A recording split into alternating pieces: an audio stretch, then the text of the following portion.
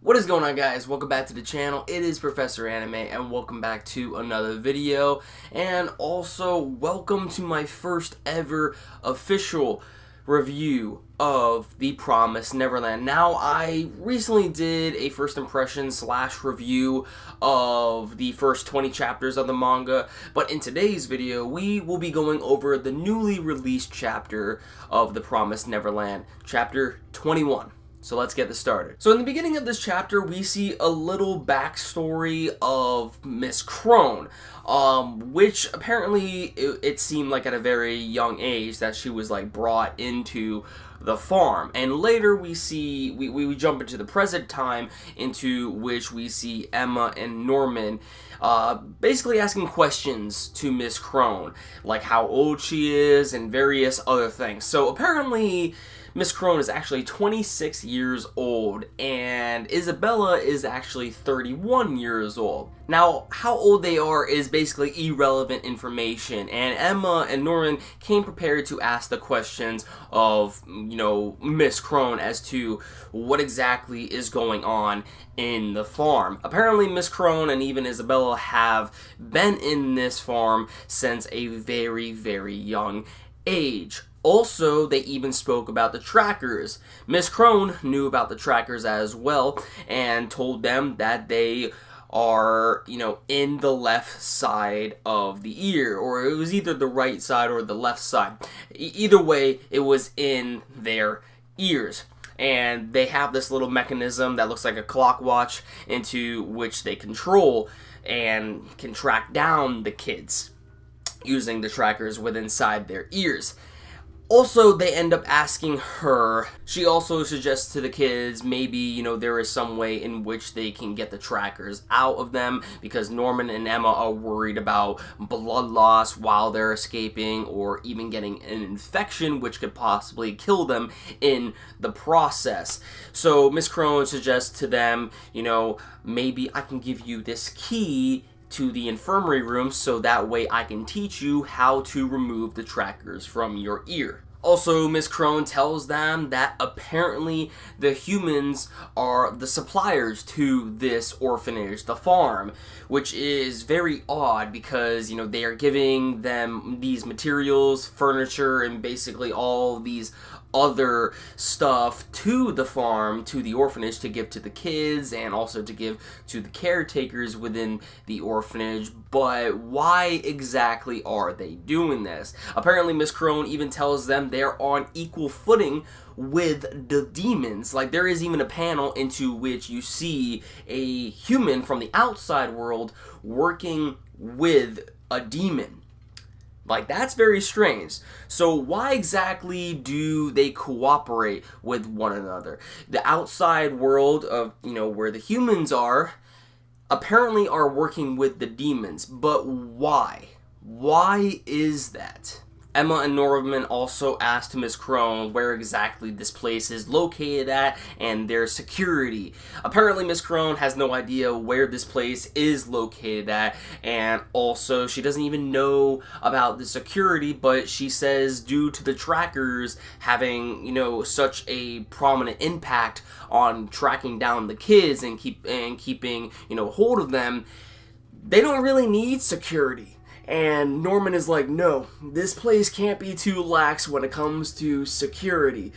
So, most likely Crone said this as a lie. So, really when it comes down to it, the next coming chapters are probably going to be where Norman and Emma are going to try their very best in order to track down any security forces patrolling the area. Oh, also, Miss Crone also gave off this little tidbit of information regarding, this different language. She was like, oh, do you know about, some different language? And from what I remember in the previous chapters of The Promised Neverland, where we see Emma and Norman and Rio, going into the library, they stumble upon Mr. Minerva's textbooks. I believe those had the same language as opposed to what Miss Crone was referencing in this chapter. We don't really know what exactly, she said to them regarding that language.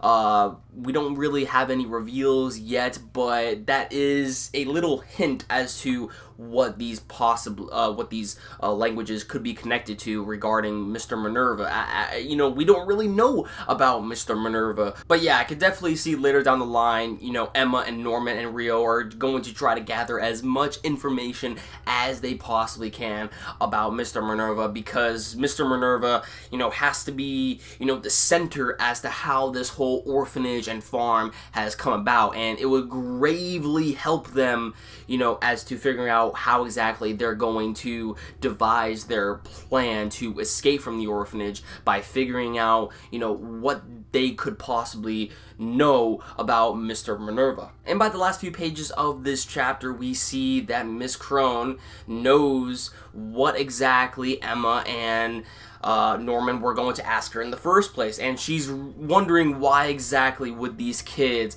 ask her questions that they already know the answers to. So she's like, I can't really get any evidence out of them, so I might as well let them go for now, since they pretty much know everything. Until they actually ask me questions that they don't know, I can't really, you know, gather any intel when it comes to them. And she basically said, you know, your expressions that you gave off pretty much, you know, summed up the whole story. What you said to me were just, you know, questions that you already knew. However, due to your visual expressions, you try to make, you know, those questions lies that you didn't know about. However, you already knew them the whole entire time. And then by the last panel of the chapter, we see that Miss Isabella, the mama of the house, it is apparently the 6th day before the escape of this prison, and Miss Isabella is already going to make her move. Obviously, Miss Isabella already knows that these two are planning an escape of the orphanage, and with these 6 days remaining, she's going to do everything that she possibly can to make sure that they do not escape. So 6 days remaining until the kids try to escape.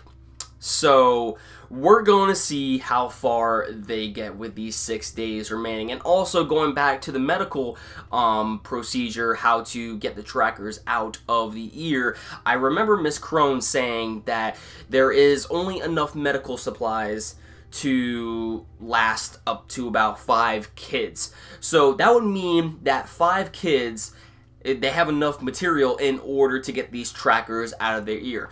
So yeah, and I believe, you know, Emma wants to try her very best in order to get everyone out of the orphanage, and to do this, they would have to have every kid, you know, they would have to have every kid get their trackers removed in order to help them escape. So there is a big problem right there in and of itself. But yeah, that pretty much sums up the chapter. Just a lot of information was dropped into this chapter as far as Miss Crone goes, and, you know, basically, you know, seeing where it could lead later down the line for the future events that come in the Promised Neverland. So really, this was just a build-up chapter.